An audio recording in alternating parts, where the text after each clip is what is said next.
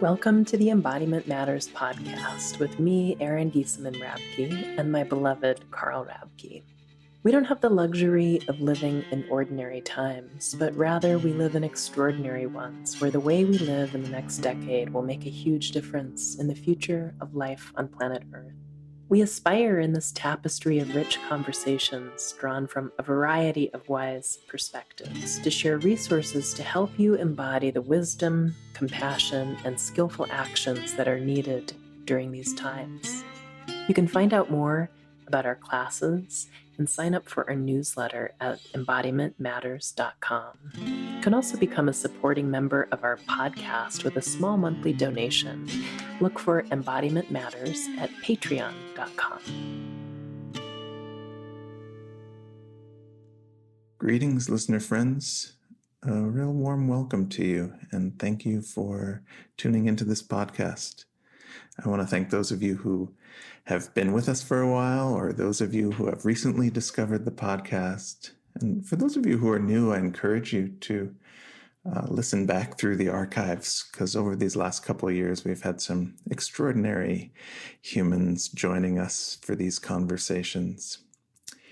At the time this podcast is going out in kind of mid-March of 22, I also wanted to let you know of some upcoming courses that Erin and I have. Erin is going to be teaching a 10-week online course of Embodying the Great Turning, which is a beautiful weaving of soul work and embodiment and the work that reconnects Joanna Macy's extraordinary contribution to this world.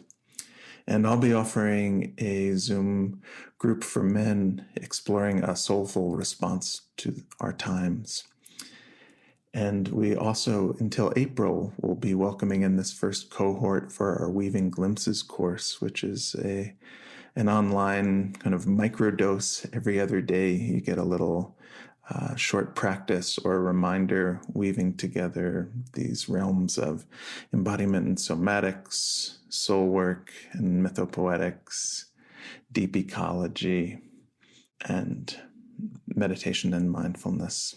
So that's been a really fun gathering, and you're welcome to come join us. So for this conversation, I was so excited to speak with Josh Schrei. And Josh is the founder and host of the Emerald podcast. And the Emerald, it's just beautiful. It combines evocative music and interviews with authors and luminaries, exploring the human experience through the lens of myth, story, and imagination. And Josh has been a writer, teacher, lifelong student of different cosmologies and mythologies, particularly from the Indian subcontinent. And the first episode I listened to was entitled Animism is Normative Consciousness. And I just loved it so much. And I really had that sense of listening to a similar muse. And I've enjoyed many of the other episodes since then. So for this conversation, Josh and I moved through some beautiful terrain around story and myth, imagination, embodiment. We unpack some pithy essential Zen teachings and really look deeply into what is this experience of our animal body and what does it mean to live in a living animate universe. Throughout the conversation, we kind of drop into this deep time perspective, sometimes viewed as the hours of a clock or 100-foot long string. And over our long arc of evolutionary biology, just how recent these changes in attention from the technological revolution, industrial revolution, advent of agriculture, how much attentional patterns have changed, but just in that little hair's distance of these last years, and what the sort of long arc of how our souls and psyches developed over the years. So I hope you enjoy this conversation, and you can find out more about Josh and the Emerald on any place where you listen to podcasts. Welcome, Josh. I'm so delighted to be here with you today. Great to be here. Wonderful to be having a conversation with a like-hearted journeyer. Yeah. It was interesting when I was reflecting on it, because usually we prepare lots of questions. And with this one, I thought, in a way, I don't want to give any structure to it because I really want to see where we're carried together. But then also there are certain pillars that I want to dive in with you. So I'd love to start this inquiry from Suzuki Roshi of the most important thing is to find the most important thing. Yeah, that has lived with me for a long time, and I really sense it as an evolutionary inquiry, that it has to be some call and response. So in this time, in this morning for you, Josh, what feels like the most important thing?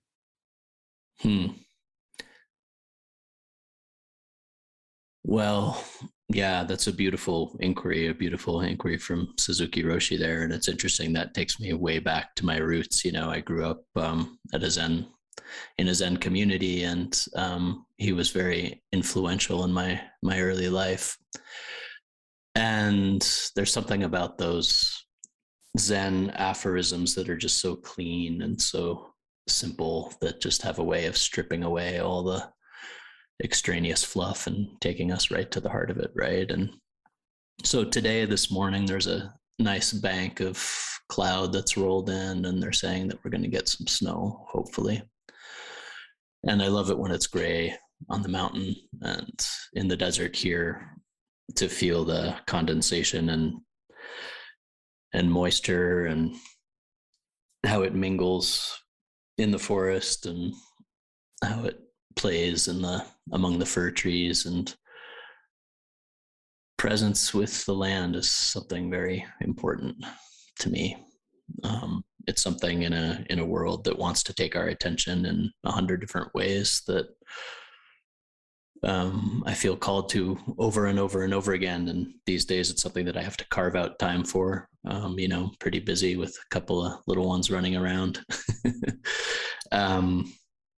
But what I hear in your question is just the way that a simple uttered word like that, can invoke and take us right there, right? So in a way, it's like the most important thing is that we have these simple teachings, simple invocations that take us right there. And where is right there? Right there for me is this state of conjunction, with the natural world. When I feel the boundaries of this body more permeable, and I feel a connection to an original unity that, as you know well, is in many ways become rarer and rarer.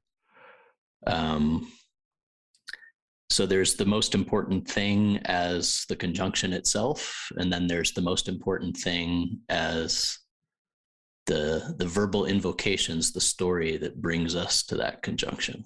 That's kind of what I'm feeling from what you're saying. Beautiful response. Thank you. And it was interesting, the moment you said, living connection with the land, I looked down at my fur on my arm that was all standing up in goosebumps. And and how hearing your most important thing like lights that up in me, and like of course that's a response. But I'd love to segue into this topic that I think both of us have spent a good deal of time with, which is what is our animal body? How do we return to it? How do we remember it? Anything you want to say about this term of animal body?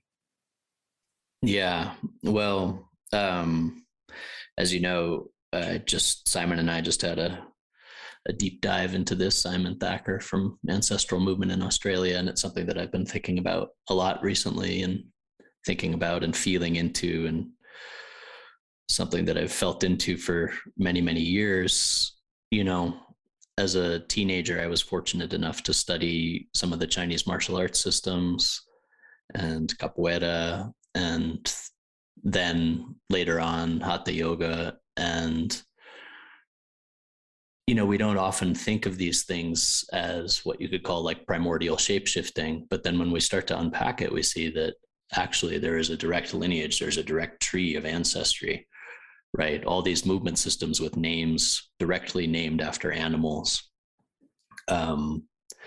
clearly date back to a time when the assumption of the animal body was a central part of how human beings learned and interacted with a living landscape and mirrored and became, and as I said in the episode, but became the thing, or knew the thing through becoming the thing. Yeah, love right that. Knew the thing through becoming the thing.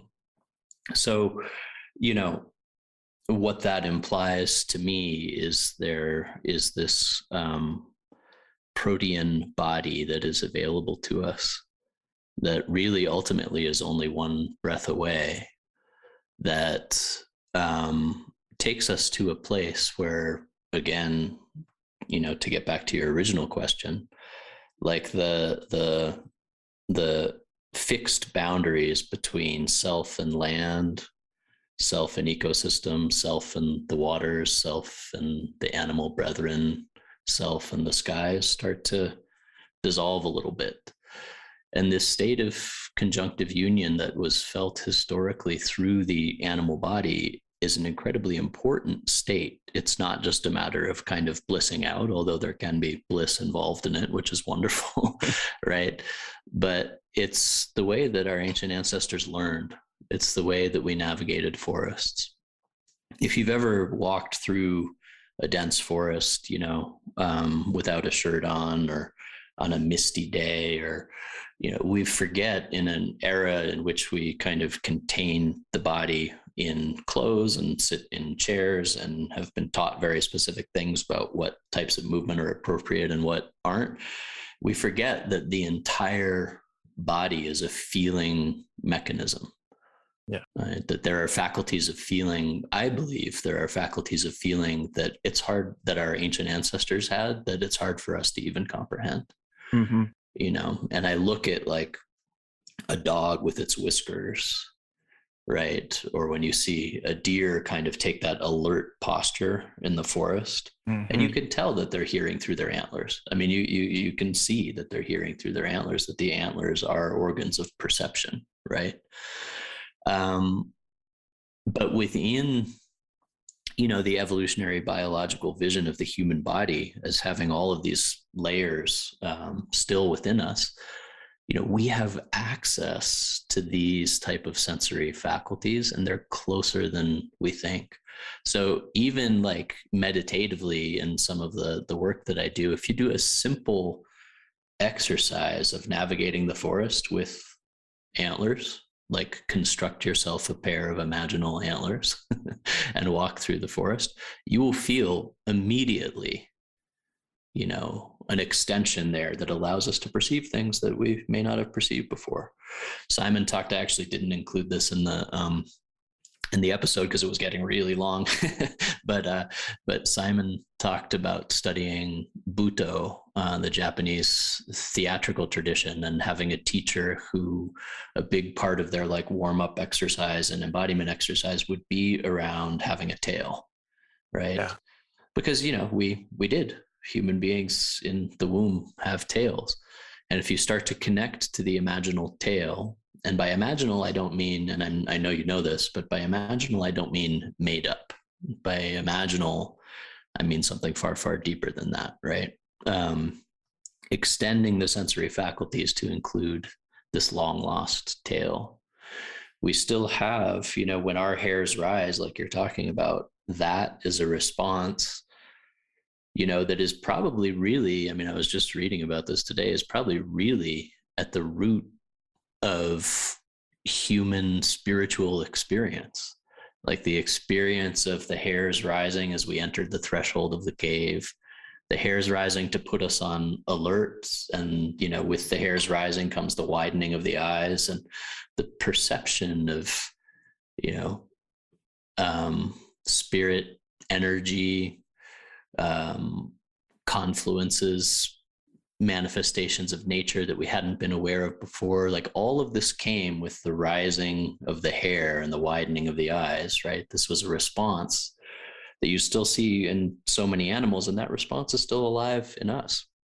And we seek that response. People seek it in strange ways by going to like horror movies and stuff like that. Yeah. Like, you know, Roller coasters. right, roller coasters. Like we seek that response. There's a natural, like, and when we're out of the predation cycle, we don't experience it as often, right? We don't have the experience. We have our nice little excursions into nature, and they're all very safe and fine and everything. But just a few months ago, I was in Colorado and I was carrying one of our boys on my back, and my wife had our little boy, and there was a bear across the valley. And when you have two little ones and you see a bear, it's like a whole different experience, right? I know that experience with my toddler, seeing a black bear like 6 feet above me in the tree. And the hair rises, and it's like, oh, the hair rises and it connects you to a deeper sensory faculty, and connects you to a state that is not the state of words, of mental discourse, connects you to the state of kind of a immediacy and a presence. And I believe that, this experience was actually very important for our ancient ancestors, that this experience helped form and shape some of what we actually sought in ritual, right? So many rituals then involve the donning of the skin, putting on the skin, right? To what? Assume the animal body and sense more, feel more, be in a state where we can feel through each hair pore. Each hair pore of the skin becomes alive and awake and enhances our ability to feel, and takes us into a state of what has been called ecstasy, because, this ecstasy is this raw experience of conjunction, and it's not separate from this predation cycle. It's a feeling of, my God, this universe could tear me apart in an instant, and I'm wholly here in this moment, that sense that the universe is vast and impersonal and goes on without me, but at the same time, I'm feeling it all within me, right? And how did we feel that? We felt that through the hair pores. We felt that, it wasn't an abstract concept. As you've heard me say 100 times on the podcast, this was a primal feeling that we have felt through our hair pores. It was a primal feeling that we feel through like the fur of the animal body, and it's a very special journey, and it's that humans get to make, right? That we get to, be wandering about our day and our distractions and our, things that we have to attend to. And then we can also enter the forest, and the forest can be many different things, but we can enter the forest. And in the forest, we could return to this sensing, feeling, awake body, and feel the sense of conjunctive awe. Feel that we, as it says in the Upanishads, what bliss, what bliss, what bliss. I am food and I am the eater of food. Right? Yeah. That cycle is something we long to be part of, and ultimately we are a part of. Right. Exactly. Ultimately we are a part of, whether we choose to admit it or not. Yeah. So there's a spiraling. I tend to give spiraling answers. So yeah, that's wonderful. And I have so many little like, ooh, going back. So it's interesting that hair, it's making its way, because when you first were speaking, I was thinking of that other beautiful Zen teaching of a hair's distance and 1,000 miles. Mm-hmm. That state is so close. It's closer than our own skin, and yet if we don't experience it, it might as well be 1,000 miles away.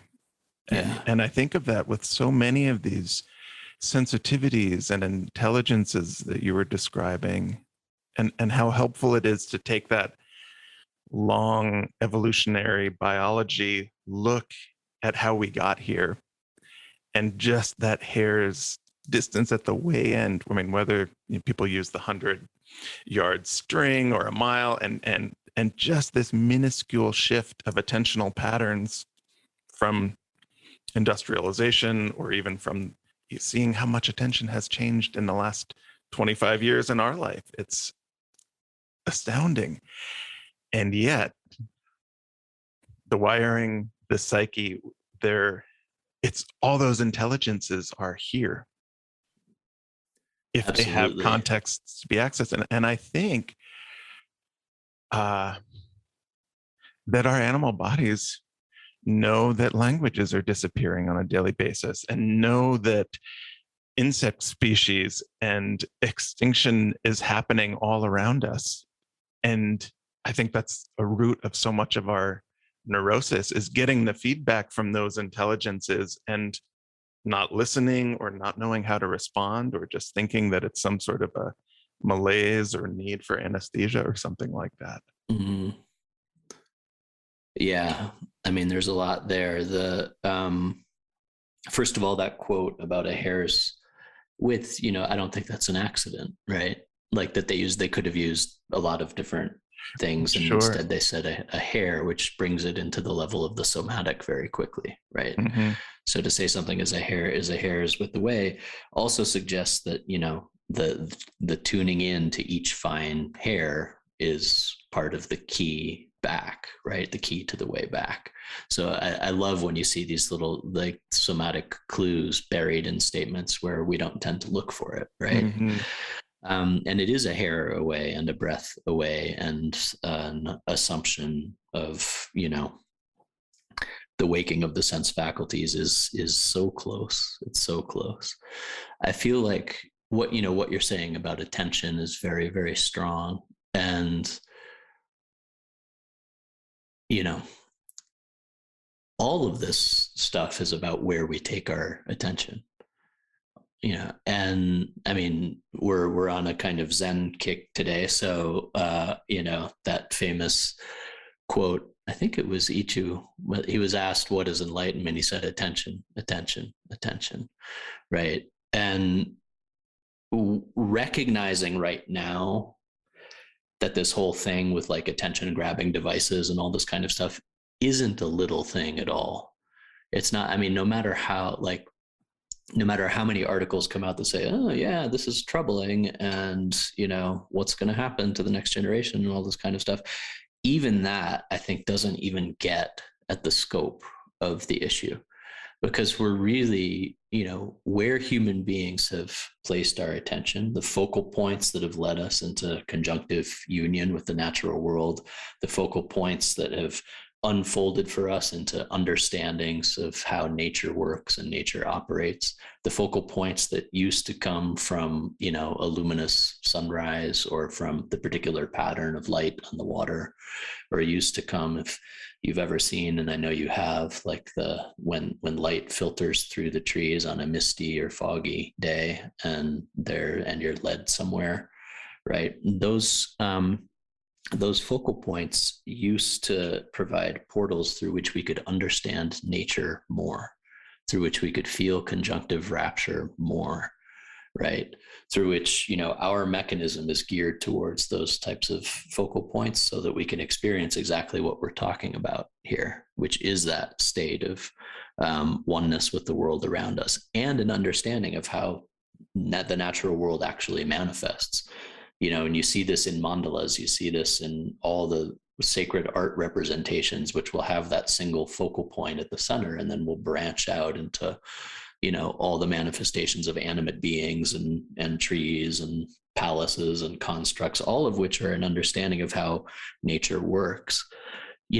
Now the entirety of that attention in many cases has been taken to this object, this device, right? We're wrapping you can look, I mean, from a somatic perspective, this, I mean, we're wrapping our bodies around it. Yeah. Potentially like inviting like evolution, like physical evolution around it. Right. Yeah. Well, eventually, some people skeletal structure and a nervous system that is like hunched around the phone, and that's not an exaggeration. And that and then we have to ask ourselves, like, what is that source around which we are wrapping ourselves. So sometimes people say like, oh, it's neutral, right? And, look at the somatics of it. It's in no way neutral. It is like, it grabs our attention. And there are people who are paid a lot to figure out how to keep that attention there. And so I think, and I don't want to sound like a, Luddite or an alarmist. And obviously, I have a phone and yada, yada, yada. but it's important I think it's important to recognize how the human somatic organism works in terms of what we do around luminous focal points, right? Yes. Like how we're attuned to luminous focal points and how necessary that is. And how it's not just like, it's not a big deal. I take my attention there for 6 hours, not a big deal, right? Because that source is not the same fundamentally as being attuned to the source, the natural world. It's not the same, it has different impacts, different effects. It's all content that was dreamed up by a human mind. And most of that content is really designed to just kind of keep us there in this state of, trance, which it is. Yep. Right. And so you've probably heard me on the podcast. I say this thing, choose your trances wisely, which is that the human being is always going to find a way for our attention to be wrapped, right? We're always going to find that kind of, because it's how our somatic mechanism works, right? We seek that kind of rapt attention, and we seek to go into these conjunctive states. For our ancestors, they found it naturally through the predation cycle. They found it naturally through hunting. They found it naturally through rhythmic, repetitive activity, weaving, fire building, all of these things that take us into the kind of rhythmic conjunctive state of focus and keep us there in a state of harmonic union. Now, where are we seeking it? Where are we looking for it? So recognizing kind of, to me, the way to navigate this new world of consciousness alteration and trance dynamics, which is really what all this is, in technology, is to understand this is natural for human beings to seek this. And then we have to be really careful about where we place our attention, where it matters deeply, where we place our attention. Or what is, where's it coming from too? Like when you were talking about the greatest minds designing what takes our attention, but I think it's also what people are trying to feed in that hungry ghost way, in the belly, that brings them into that folded over position of just that sense of a lack of belonging in community, or a lack of experiencing the livingness of the natural world. That when it has that sort of filling, this Witiko, Wendigo quality, just that insatiable hunger for more. Yeah, absolutely. I mean, it, to me, ultimately, there's only one longing that the human being really has. And that longing is the longing for exactly what we've been talking about, which is conjunctive union with the natural world, the seamless state, to be one with that from which we feel separate. You can call it, you can use the G word and call it like union with God. You could call it union with nature. You can call it ecstasy. You can call it trance. You can call it embodiment. There's so many ways to speak about it, right? But really, it's that feeling of being held and being home in the present moment, here, now, with the breath in the pulse, right? And that, I think, we create and commit to so many extraneous longings that are really kind of attempts to imitate and find our way back to that one deep primal longing. It's that whole, like you said, like we said about the hair, it's like that whole, what if we were to tell you that everything you're longing for is one breath away? Or what if we were to tell you that that would crash the advertising industry, right? And that, that's kind of like, that's kind of the heart of it. all of this stuff has to do with consciousness alteration. It has to do with like taking our consciousness on a journey, right? Which is the role of the storyteller, the role of the journey into the forest, the role of the ritual, the role of all these things was to take us on a bridge, like a bridge across to right here, right now, right? And so I think that, you know, like you're saying, there's a deep addictive quality to it, to what's being, you know, all of it. I mean, all of it's addiction. Like, yeah, I used to live in New York City, and whenever I would go to Times Square, I'd be like, this is a monument to addiction. Like all of just the, you know, the scrolling lights and the giant cup of noodles cup and like all the like content. It's like, this is a great altar. Like it's an altar to consumption and addiction. To get out of that cycle is the, you know, takes layers and layers of somatic work and takes a somatic restructuring and a reorienting. But ultimately at the heart, it takes an understanding of what am I really longing for? Like what beneath all this am I really, really longing for?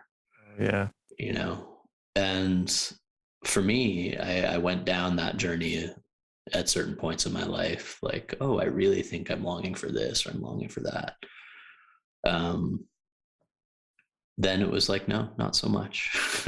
Yeah. What I'm really longing for is to be home, you know, and the isolation that you spoke of, like the removal from community, plays a huge role in that. It's like extract people from community and then bombard them with messaging that like, oh, you don't have enough and you have to individually achieve on one hand and then you need to consume on the other. And right, it sets the individual on this kind of neurotic addictive course that you know, is very monetizable if that's your goal. Like that can be monetized, and you see the ultimate expression of that with some of this new technology, because it's really like, what is the individual? The individual, we've even dispensed with a lot of the Enlightenment, like, you know, propaganda around the individual, right? Like these great things about freedom and knowledge and individual, like, and now it's really just like, you know, you're a monetizable unit. Right. Yeah. You know, and everything is tracked and collected and then guided and shaped. Yeah, towards what? Ultimately towards you spending more money. I mean, pretty much. And, you know, and the thing that I see too is that the people who are doing the guiding and tracking and collecting and shaping are in the cycle themselves. You know, they're pulled by their, it's not like there are kind of, you know, free overlords above the cycle. There's people who are trapped in the cycle themselves. Yeah. And it's a cycle, like it's really the cycle at the heart of a society that has, you know, it's a meaning crisis, you know, to use some of the language that's around in like the sense making world, but it's a crisis of meaning. You know, the Enlightenment was supposed to be a particular awakening of the individual, and guess what? Through the roads of industrialization, like you're talking about, and mechanization and monetization, we've arrived at something very different, which is that, you know, what matters in this world. And like you said, I think that our bodies have a deep innate sense that something is wrong, and in the face of that, I think we can go deeper in, or people go deeper into the addiction, right, as a way of kind of shutting that out. Yeah.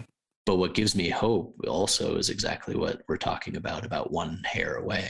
What gives me hope is that, you know, we're talking, you know, when you look, like you said, when you look at that ancestor, when you look at the measuring tape or like the clock, or and we say, oh, we're only in the last millisecond or something like that. What gives me hope is that we have hundreds of thousands of years of ancestral biological attunement and alignment to something that really has only been deeply messed with in the last couple thousand years, Yeah, and really only in the last couple hundred years. Right. Yeah. Just to I want to take a moment and take that in, the ancestral inheritance that we all carry so far back, that's only been messed with in the last few hundred years. Yeah. I mean, I've said this on the podcast, but 99% of our ancestors lived in the Paleolithic. 99, and it's probably closer to 99.9 if you really branch it out into the numbers. And deep time, deep space that they experience, the deep time, the deep space is available. It's available to us. It's right here.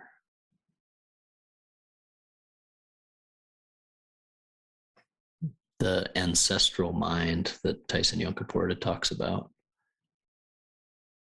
Ancestral mind, ancestral body. Yeah.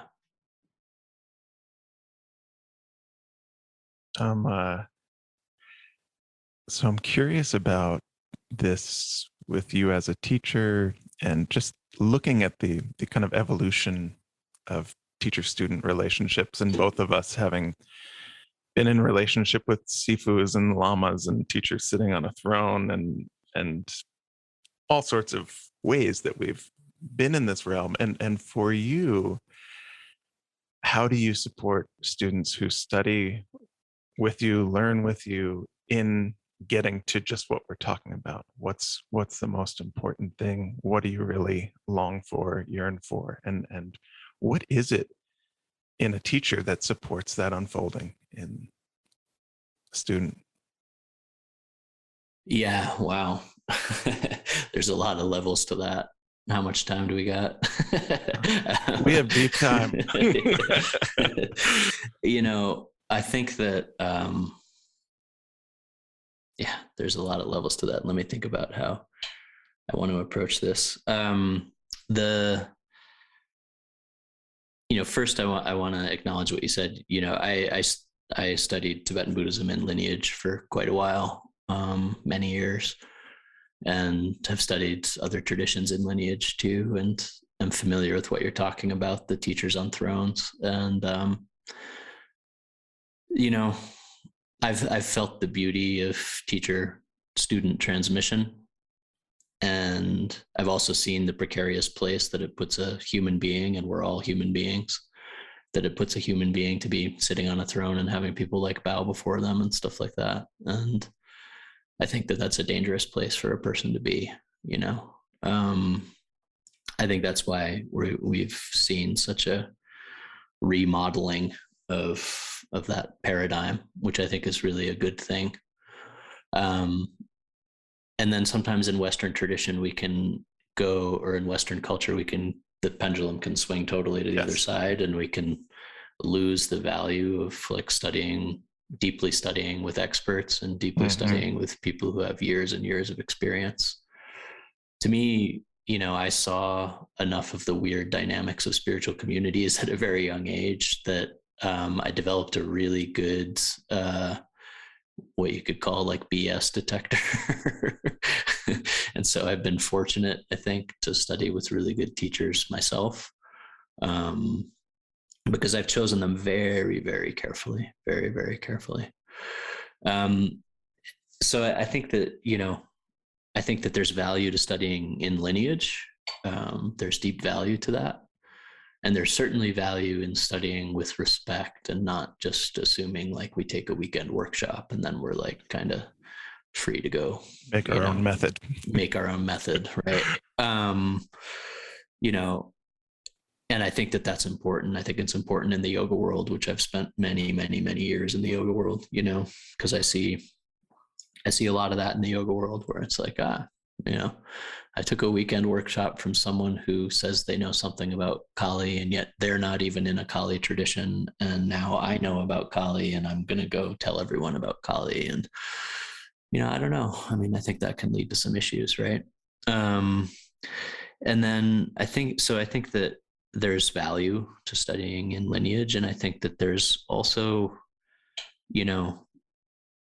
there's a wound in the Western world, and we're seeking, we're searching, and I think sometimes there's like a guilt, or like, I don't get to study animism, or I don't get to connect to this stuff because I'm part of the right. problem. And I think we have to look at the substrate, right?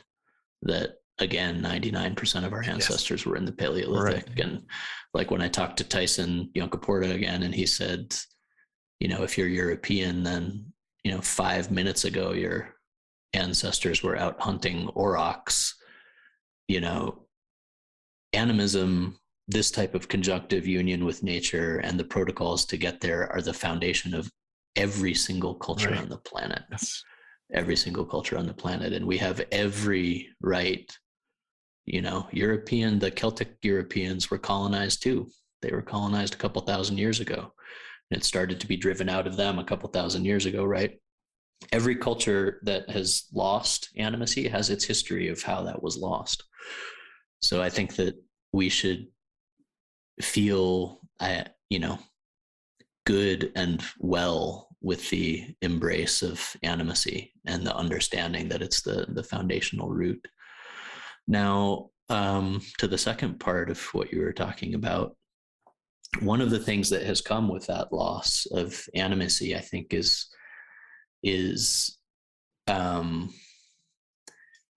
what you could call the abstraction and psychologization of everything, right? So disciplines become, we study about things. Yes. Yeah.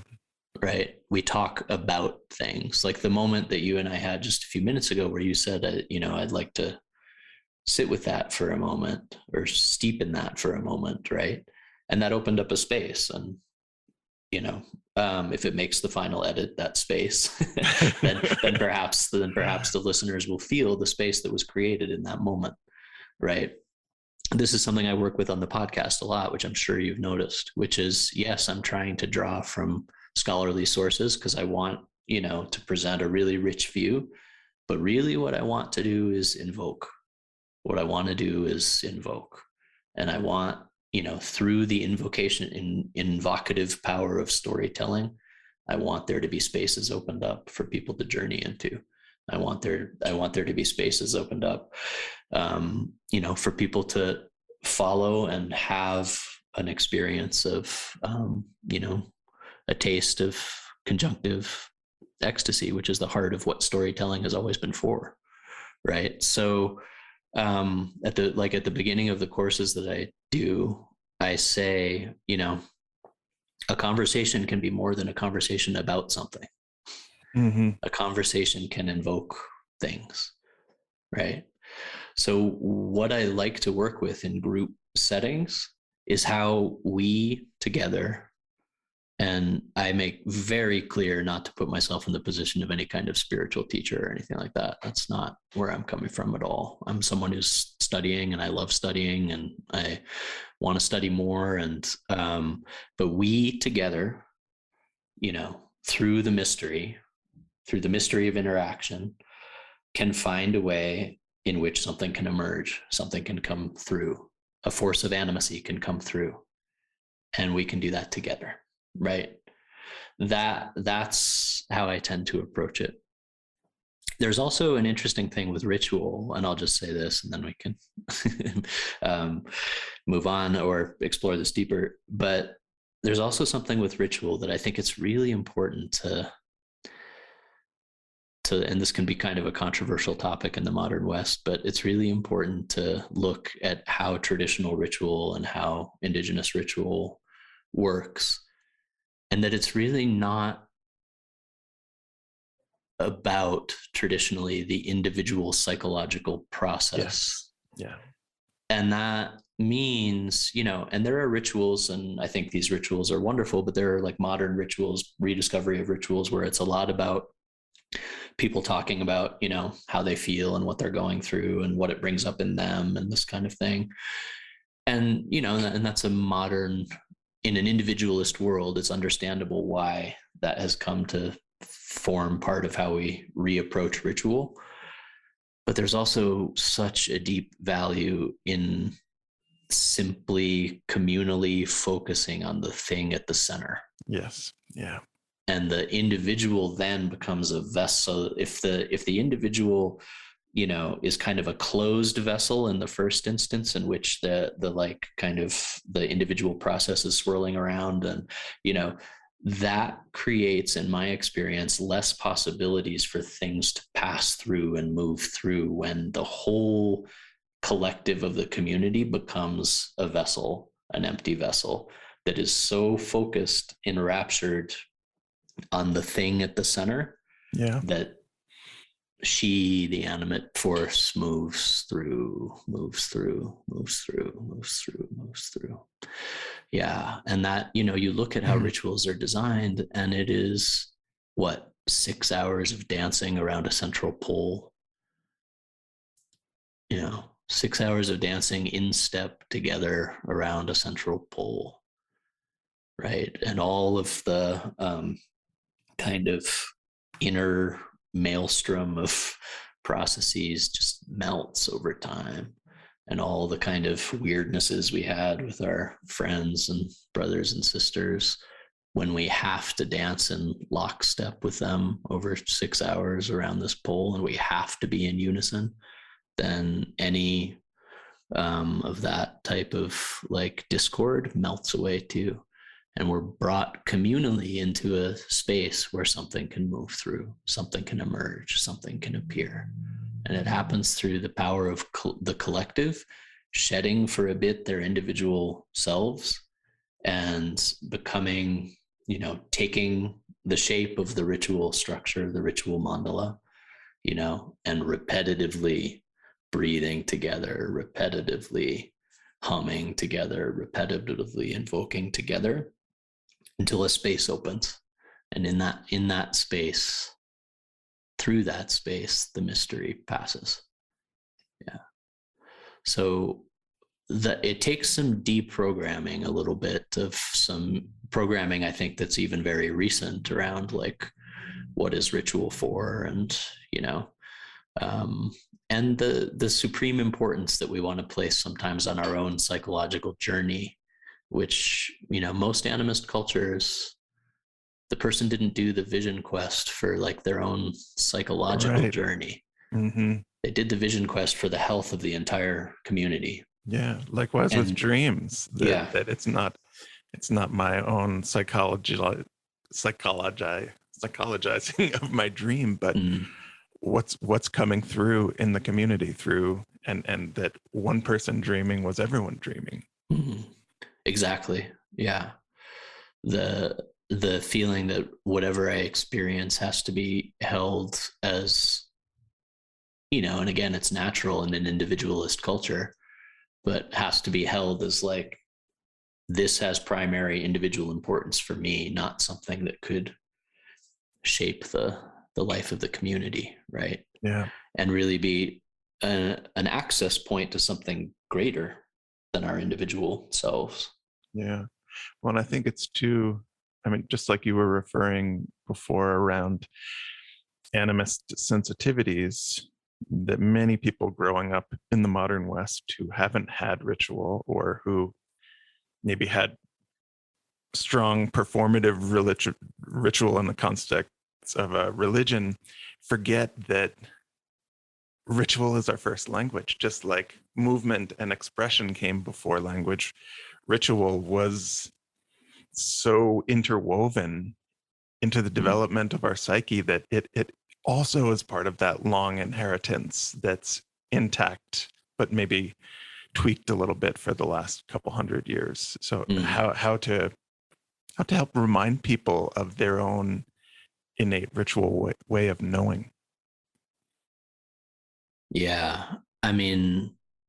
Ritual, I did an episode on resonance that really spoke about how the origins of culture arise through group syncopated activity, right? Arise through communal dancing, arise through communal drumming, arise through this exact feeling of being in ritual resonance. Hartmut Rosa says that ritual allows for people to experience resonance on 3 levels. The vertical level, between us and nature, between us and creation, right? The horizontal level between us and community and other people. And he uses the diagonal level between us and this world of things and objects. And if we don't feel resonance, and so many of the modern ills are a lack of resonance, if we don't feel resonance with things, then, you know, the isolation that results, the alienation that results, the destruction of nature that results because people don't feel resonance with nature like they used to. If you feel resonance with something, you can't destroy it. You know, so many of those people that, like, I've kind of your neck of the woods, but when in the last administration it came up for like Grand Escalante Bears Ears to be shrunk by 50 to 80%.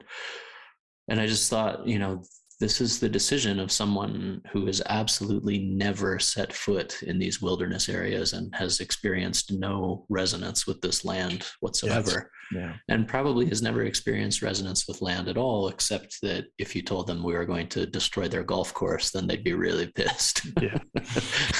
Right. But we have to feel resonance. Human beings have to feel resonance. All of if we want people ultimately to care about the environment enough to pass legislation that is going to save the environment, then we need to create ways for people to feel resonance with the environment. We can't just expect okay, we'll get a 51% mass of people that care about the planet and we're going to force the legislation through and that's going to, stop what's going on. We have to address the root tendency.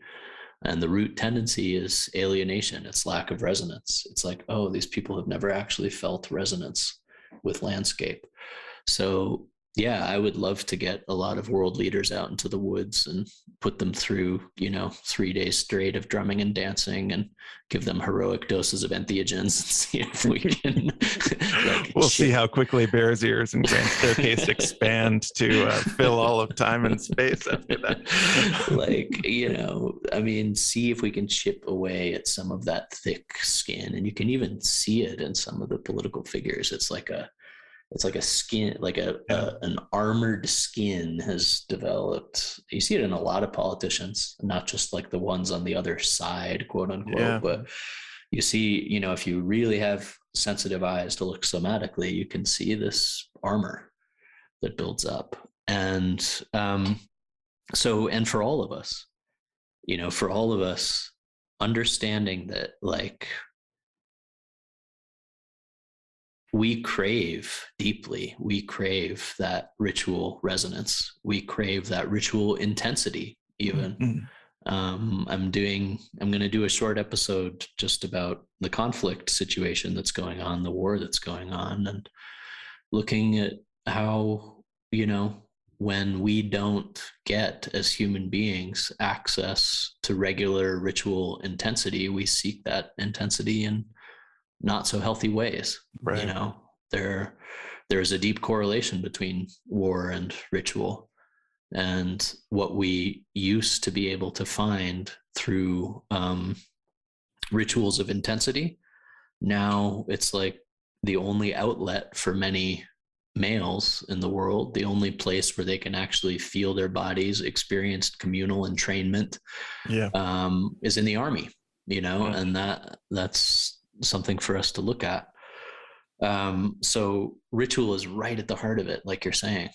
Like our relationship with ritual is right at the heart of it. It's how we feel resonance with the world. It's,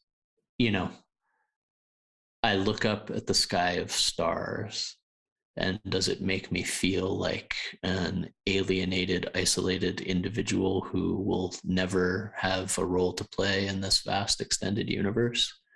Or is it something that I can feel right into my heart? And when I realize that I can feel it right into my heart, then it's like we can create protocols together through which this feeling is regularized, because we need it. We need it, otherwise we're just wandering in a void, right? And not the good kind of void. Yeah. Right? We need it. We need that regular access. So yeah, ritual is deep, deep at the heart of what humans need right now.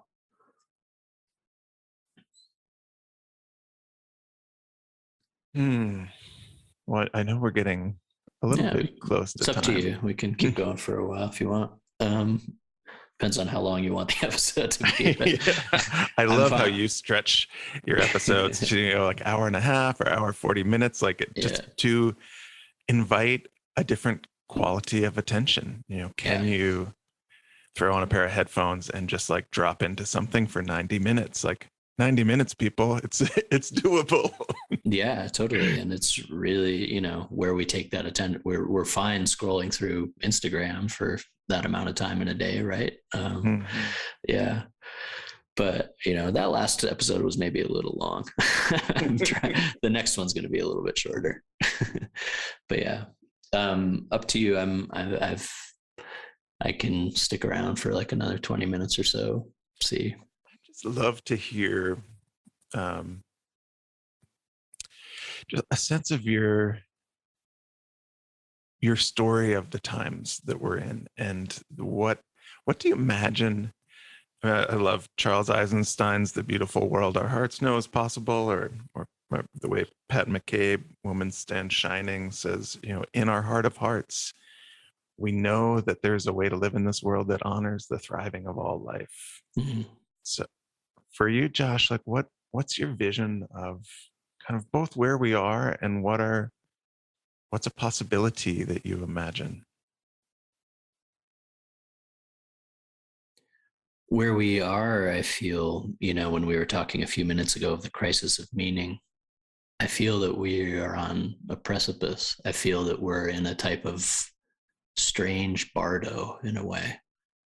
I feel that we're in a place that the internal world and the external world have overlapped in a very strange way, which is that all of the neuroses that human beings are subject to internally have become the external paradigm. We have basically constructed a world that is founded on our deepest addictive neuroses, and we see the external manifestation of unresolved traumas, basically unrepatterned traumas. And now that external world that we've created as a magnification of the internal world is screaming at us, crying to us that we have to dive deep to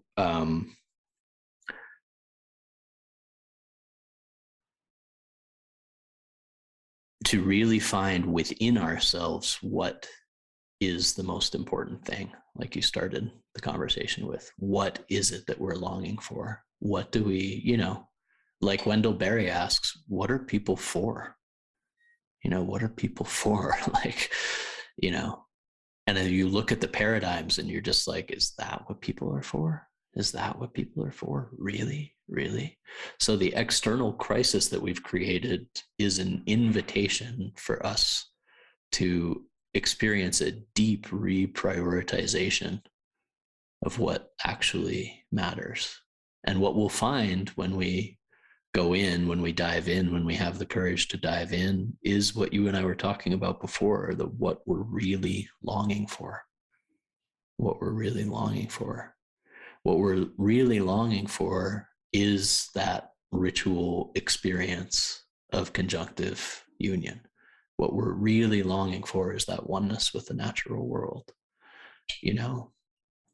And it doesn't look like a lot of visions of kind of peace and harmony tend to, like, abstract visions of peace and harmony that are just like everybody kind of sitting around with a blissed out expression on their face, right? Our ancestors knew something, which is why you see in culture upon culture around the world that rituals are intense. Rituals are initiatory.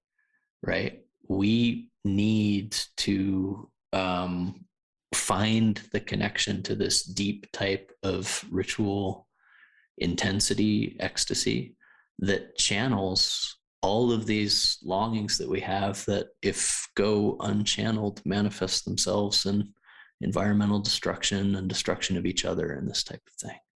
So to me, a harmonious world looks like, a very ritually vigorous world, a very ritually vigorous world, and it's interesting. I think we're going to see a lot of strange things over the next years, honestly.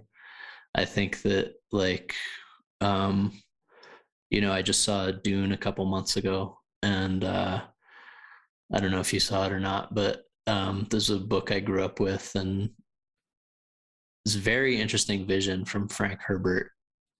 And it's kind of funny that I'm going on this tangent, but it's just a very interesting vision in that it kind of looks at the trajectory of humanity in the future, and it shows that technology only goes so far, and that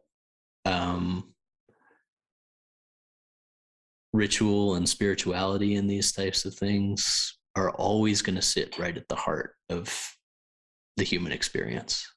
They're not going anywhere. I often talk about how, like, the Star Trek vision, where we just kind of science ourselves out of religion and this kind of thing. It's going to happen. What's going to happen is that as we experience a deeper meaning crisis, people are going to be driven to all kinds of different ways of trying to make sense of that. And some of those ways are going to be probably pretty harsh, and some are going to be despicable even, right? And some are going to seek, like the work that you and I are doing, some are going to seek to help reconnect people to something very old, very primal, very central, which is the ritualized experience of animacy. And the fact that we as human beings, we can't live in a de-animated world. There's no such thing. This world is animate. This world is alive. This world is teeming with forces. These forces we have always navigated as human beings, and we ignore these forces at our absolute peril, the peril of ourselves, right? Because who wants to walk through a dead world? What is it? What is this world? If this world is just a backdrop and I'm this kind of isolated thinker in some backdrop world, that's not reality. The reality is that we live in a world of animate forces, we navigate a world of animate forces, and that the way that we have forever navigated this life is through regular ritual contact, so that we feel this world that we're part of. We feel this environment that we're part of. And I think that, the crises that we're facing are horrible. The crises that we're facing are horrible. And they're also driving people to a place where things are more raw. And in that rawness, I think people are going to start to be able to feel more. Right. And in that feeling, I think people are naturally going to be drawn to a living, breathing relationship with the world around us. Yeah. Beautiful. It feels that way, with us being thrust, like it or not, into global initiation, that those pathways, those rememberings to how to be ritually alive in a living world are going to come forth more. Absolutely. Yeah. Well, Josh, I'm so grateful to be in these crazy times, walking paths next to you. And I think I will add a to be continued on this conversation because I think there are some more rabbit holes we can drop into together. Oh, most certainly. Thank you for your work and your, invitation to meet up in Grand Escalante, that region sometime. I would love to. I'm longing to explore that part of my backyard and your backyard. And yeah, if we can't get the politicians and lawmakers down there, we can at least include them in our broader circle. Yeah, really a pleasure to talk today. And yeah, really nice to share this time together, and I look forward to more. Yeah, me too. Thank you, Josh. Thank you so much for listening. We hope you enjoyed the conversation.